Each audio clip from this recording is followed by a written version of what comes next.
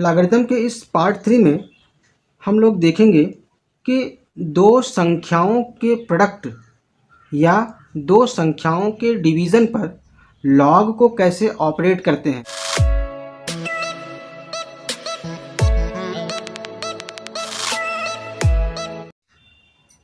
प्रिय छात्रों, मैं एम.के. श्रीवास्तव इस वीडियो लेक्चर में आपका स्वागत करता हूं।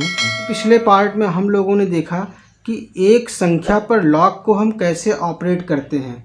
तो इस पार्ट में हम देखेंगे कि अगर दो संख्याओं का प्रोडक्ट है तब उस पर लॉग को कैसे ऑपरेट करते हैं, यानी कि दो संख्याओं के प्रोडक्ट पर लॉग को ऑपरेट करने से जो फार्मूला क्रिएट होता है उसको हम लोग देखेंगे। और डिवीज़न पर, दो संख्याओं के डिवीज़न पर लॉग को ऑपरेट करने से जो फार्मूला क्रिएट होता है उसको हम लोग देखेंगे। लेकिन अगर आपने लॉग के पार्ट 1 और पार्ट 2 को नहीं देखा है तो उसको ज़रूर देखें। वीडियो शुरू करने से पहले आप चैनल को सब्सक्राइब कर लें और बेल आइकन को ज़रूर प्रेस कर लें। तो आइए वीडियो को शुरू करते हैं। तो अब हम देखते हैं कि दो संख्याओं के गुणनफल पर अगर हम लॉग को ऑपरेट करते हैं तब उससे क्या फॉर्मूला क्रिएट होता है। मान लीजिए कि a और b दो संख्याएं हमारे पास हैं, तो इनका जो गुणनफल होगा वो होगा a इंटू बी। इन दोनों संख्याओं का गुणनफल a इंटू बी होगा। अगर हम इस पर लॉग को ऑपरेट करें, जैसे a इंटू बी हमारे पास है और इसके ऊपर अगर हम लॉग को ऑपरेट कर देते हैं तो ये बन जाएगा लॉग ए बी। यानी इसको हम इस तरीके से लिखेंगे, लॉग ए इंटू बी। ये हो गया लॉग ए इंटू बी। अब इसका फॉर्मूला क्या होगा? इसका फॉर्मूला होता है कि log A plus log B. इसका ये फॉर्मूला बन जाएगा कि अगर दो संख्याओं का गुणनफल लॉग ए इंटू बी है, अगर दो संख्याएं a और b हैं, उनका गुणनफल a इंटू बी है, तो उनके ऊपर लॉग को ऑपरेट करने से जो फार्मूला बनेगा वो बनेगा log a plus log b। इसी तरीके से अगर तीन संख्याएं हमारे पास हैं a, b, c, अगर ये तीन संख्याएं हैं और इनका प्रोडक्ट हम लेते हैं तो a इंटू बी इंटू सी होगा। और इनके ऊपर जब हम लॉग को ऑपरेट करते हैं तो वो बनेगा log a into B into सी।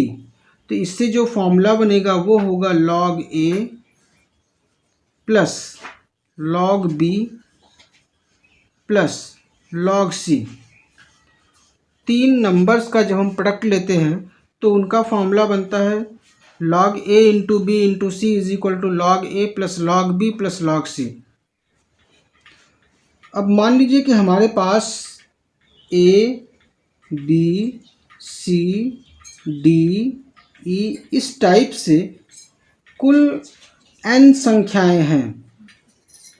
तब अगर इन नंबर्स का हम प्रोडक्ट लेते हैं तो हमें क्या मिलेगा? a into B into C into D into E. और इस टाइप से हम कहाँ तक जाएंगे?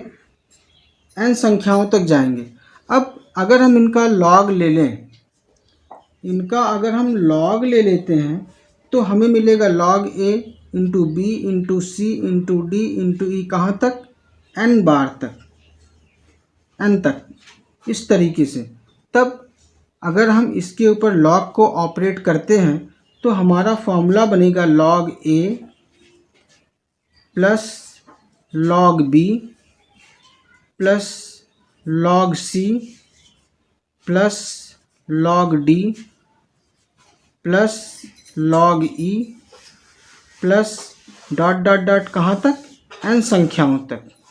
इसका मतलब ये हुआ कि अगर हम बहुत से संख्याओं का प्रोडक्ट ले लें और उनके ऊपर लॉग को ऑपरेट कर दें तो उन संख्याओं के बीच में पॉजिटिव साइन लग जाती है, यानी उनका योगफल हो जाता है।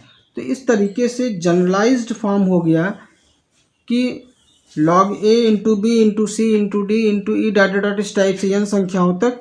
तो उसका जो फॉर्मूला बनेगा वो होगा log A plus log B plus log C plus log D plus log E. ये हमारा फार्मूला बन जाएगा। अब इन फार्मूलों को हम लोगों ने देखा, अगर ये नंबर आपस में सेम हो जाते हैं तब क्या होगा। जैसे मान लीजिए कि log a इंटू बी हमने देखा कि log a इंटू बी की वैल्यू होगी log a plus log b। मान लीजिए कि a और b आपस में इक्वल हो जाते हैं, a और b दोनों आपस में इक्वल हो जाते हैं, तो अब हम चाहे तो a की जगह a के स्थान पर b को पुटअप कर दें और चाहे तो b के स्थान पर a को पुटअप कर दें, या इनके स्थान पर हम कोई एक तीसरा नंबर मान लेते हैं m। मान लीजिए हमने कि a और b के इक्वल हमने मान लिया m को, तो अब हम क्या करेंगे कि इस a और b के स्थान पर m को पुटअप कर देंगे। तो हमें यहाँ से क्या मिलेगा, हमें मिलेगा log m इंटू फिर b की जगह भी हम m रखेंगे, log m इंटू m। यहाँ पर log a इंटू b है तो log m इंटू m क्या होगा, log a, log और a के स्थान पर हम रख देते हैं m प्लस log b, तो log और b की जगह पर पुटअप कर देंगे हम m को, तो हमें मिल जाएगा log m into m is equal to log m plus log m। अब यहाँ से आप देखिए तो ये हो जाएगा log m की पावर 2, m स्क्वायर बन जाएगा, और यहाँ से क्या मिलेगा 1 log m plus 1 log m यानी कि 2 log m। तो ये मिल जाएगा log m का square equal to 2 log m, यानी कि ये जो 2 होगा वो आ जाएगा यहाँ पर, log m स्क्वायर की वैल्यू 2 यहाँ आ जाएगा, तो क्या बन जाएगा 2 log m। ये अगर मान लीजिए कि जैसे हमने देखा कि log a b c इसकी जो वैल्यू है वो हमने देखा कि log a plus log b, अगर मान लीजिए यहाँ पर a b c तीनों आपस में इक्वल हो जाते हैं, अभी हमने यहाँ 2 नंबर के लिए देखा, अब हम यहाँ 3 नंबर के लिए देखेंगे और इसके बाद फिर जनरलाइज्ड फॉर्म को देख लेंगे। तो हमने फिर इसको क्या किया कि हमने इसको m मान लिया कि माना a b c जो तीनों आपस में इक्वल हैं, तो ये m हो गया। फिर देखिए यहाँ से क्या मिलेगा log, यहाँ से अगर हम देखें तो log a के स्थान पर हम चाहे तो b को रखें चाहे c को रखें, लेकिन हम यहाँ पर m को रखें क्योंकि हमने सबके इक्वल m को मान लिया है। तो हम सबके स्थान पर m को पुटअप करेंगे तो हमें मिलेगा m into m equal to log m plus log m plus log m। तो यहाँ से आप देखिए क्या मिल जाएगा आपको, log m का cube equal to 1 log m plus 1 log m plus 1 log m यानी कि 3 log m। तो यहाँ भी देखिए log m का क्यूब 3 यहाँ आ गया, 3 log m हो गया। तो अब हम इसके जनरलाइज्ड फॉर्म को देखते हैं। तो हम देखते हैं कि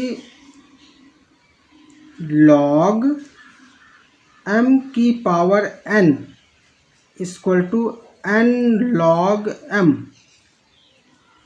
ये एक फार्मूला होता है। और ये फार्मूला कैसे आता है इसको हम लोग देखते हैं।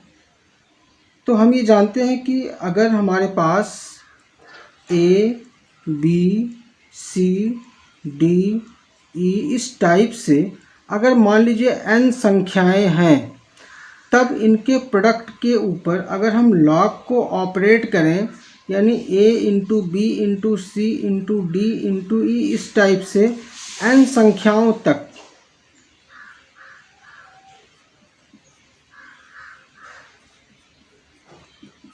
इनके प्रोडक्ट पर अगर हम लॉग को ऑपरेट करते हैं तो हम जानते हैं कि हमें फॉर्मूला मिलता है log a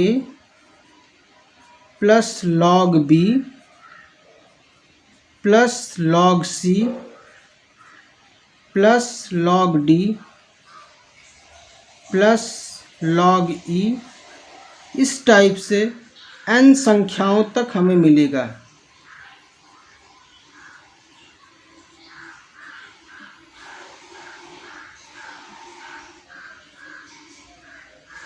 ये मिलेगा हमें।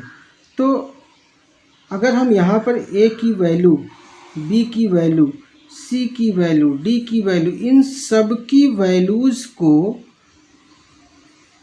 m के इक्वल मान लें। हम ये मान लें कि a b c d सब आपस में इक्वल है, सब आपस में बराबर है, और हमने इसको एक दूसरा नंबर m मान लिया। तो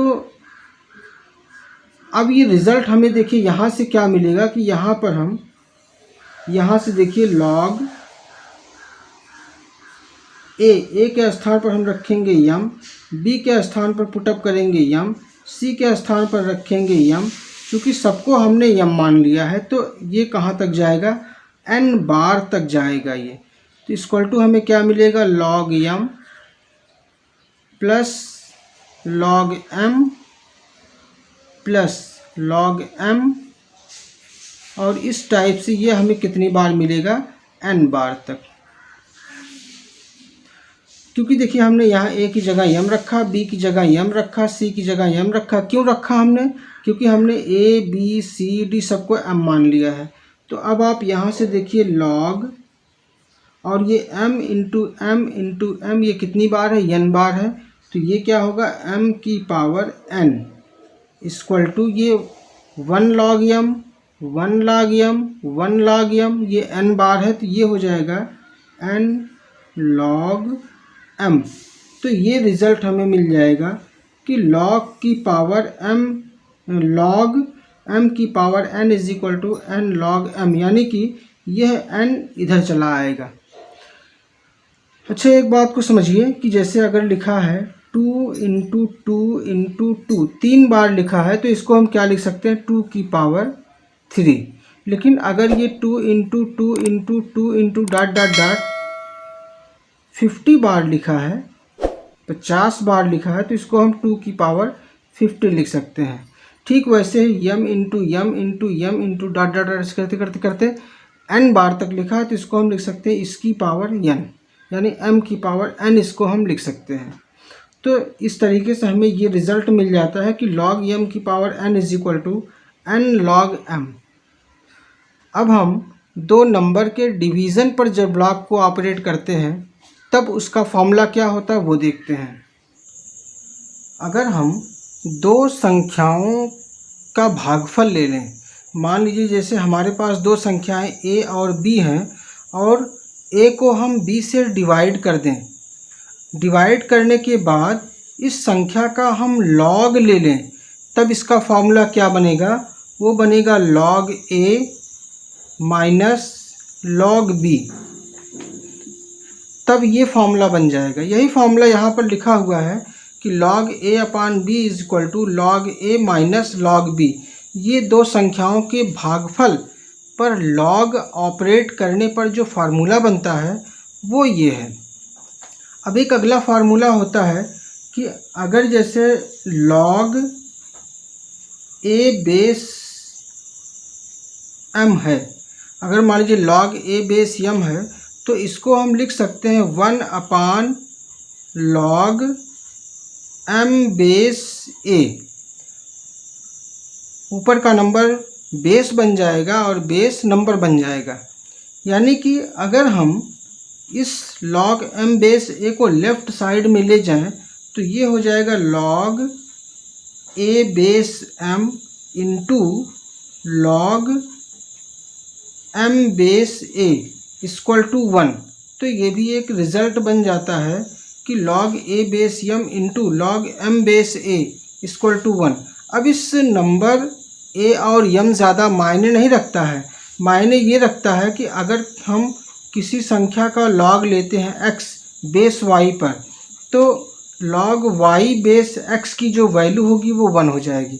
जैसे log 2 बेस 3 है तो log 3 बेस 2 जो होगा वो 1 हो जाएगा। ये दोनों अगर 2 ऊपर है 3 बेस है, यहाँ 3 नंबर है 2 बेस है, तो इन दोनों का प्रोडक्ट 1 हो जाता है। और एक रिज़ल्ट और हम देखते हैं कि जैसे एक कोई नंबर a है, इसकी पावर log किसी भी संख्या x है उसका log लिया गया और वो बेस फिर a बन गया, जो यहाँ है वही ये है। तो ये सीधे सीधे हमें रिज़ल्ट केवल x दे देता है।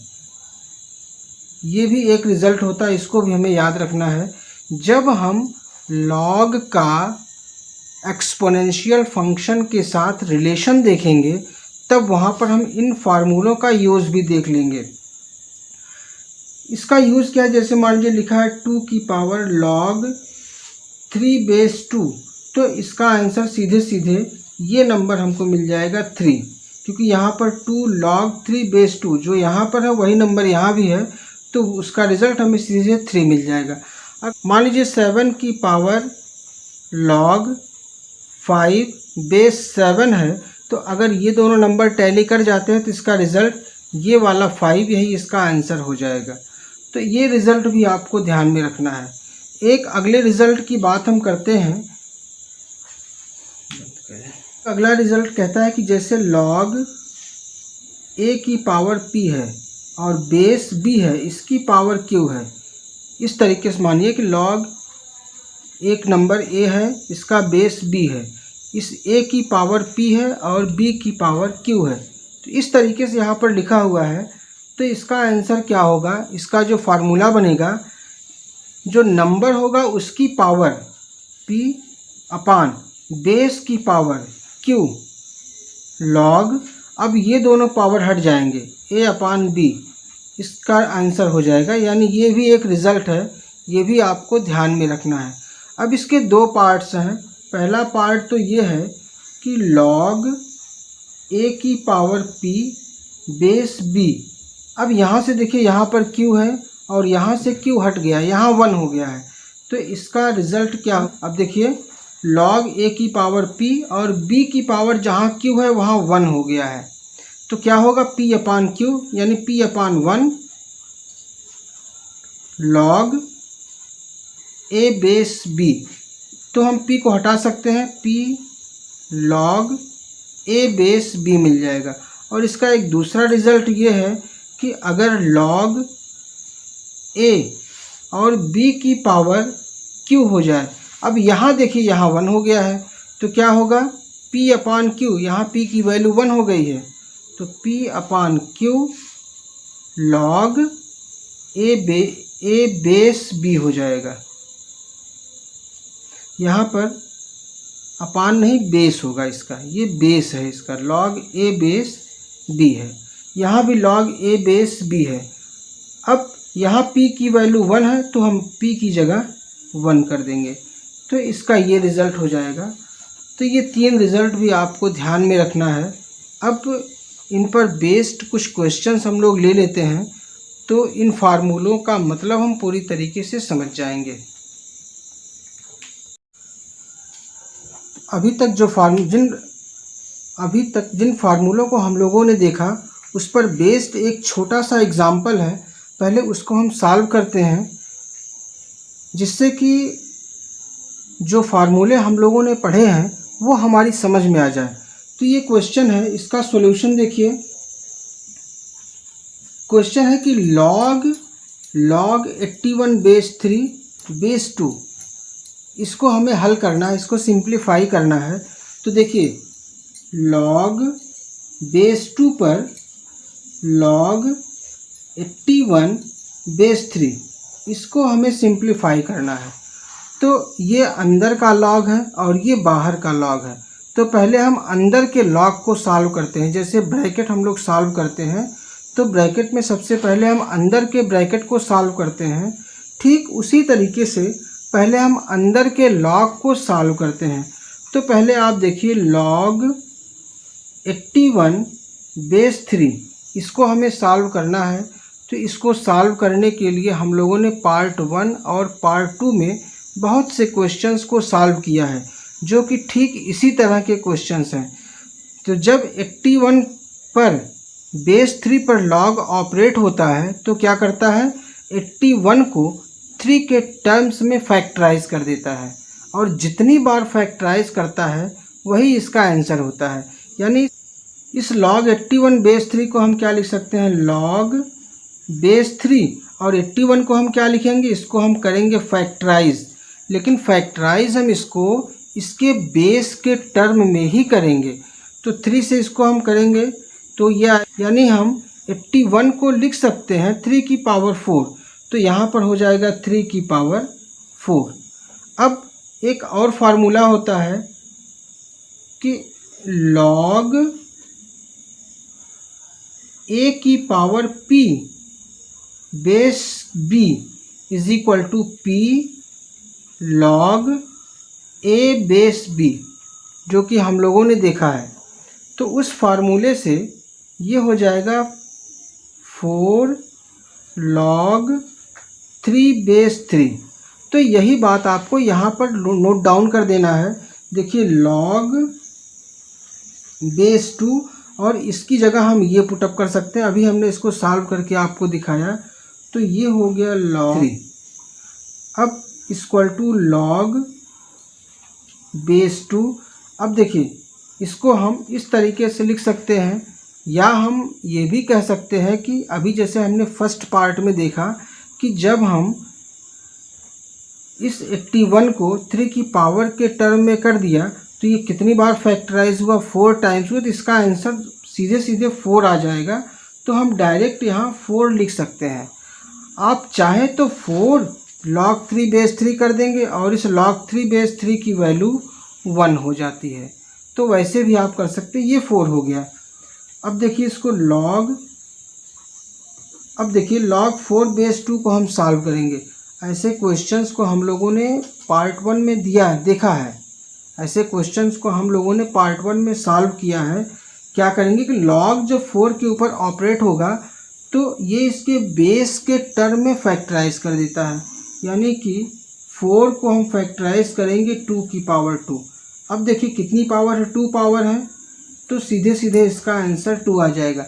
आप चाहें तो इसको दूसरे तरीके से भी कर सकते हैं कि ये जो फार्मूला है, इस फार्मूले से ये तो इधर आ जाएगा 2 और log 2 बेस 2 और ये जो है log 2 बेस 2। जब नंबर और बेस दोनों आपस में सेम हो जाते हैं तो इसकी वैल्यू 1 हो जाती है, यानी ये आपको मिलेगा 2 × 1 इक्वल टू 2। तो आप डायरेक्ट यहाँ से भी 2 लिख सकते हैं, ऐसे भी इसको कर सकते हैं, तो इसका आंसर हो जाएगा 2। तो आज के लिए बस इतना ही। फिर मिलते हैं नेक्स्ट पार्ट में कुछ और स्पेशल क्वेश्चंस के साथ जो कि कॉम्पिटिटिव एग्ज़ाम्स में पूछे गए हैं। वीडियोस अगर आपको पसंद आते हैं तो आप अपने फ्रेंड्स में ज़रूर शेयर करें, चैनल को सब्सक्राइब करें और बेल आइकन को प्रेस कर लें, जिससे कि आने वाली नई वीडियोस की अपडेट्स का नोटिफिकेशन तुरंत आपको मिले। Thanks for watching this video.